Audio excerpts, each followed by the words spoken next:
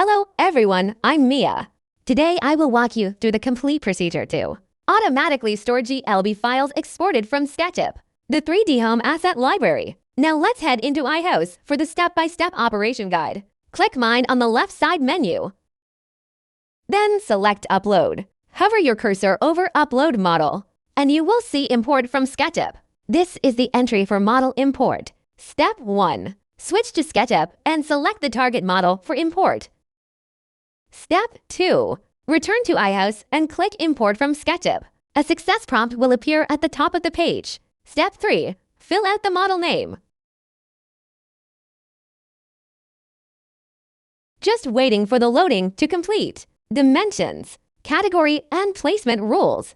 Click Store Unc greater than in, less than Unc greater than Library for design, less than Unc greater than only use.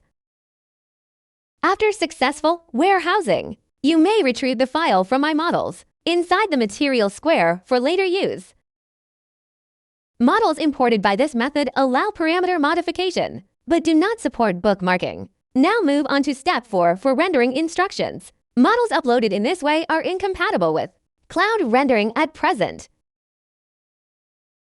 Enter the cloud less than Unc greater than rendering page and click Start Rendering. An unavailable less than Unc greater than render reminder will pop up on the top. The model will remain invisible after rendering starts. Exit the rendering page. Open AI Applications and select AI Render. So far, only the AI less than Unc greater than render mode can produce valid effect pictures.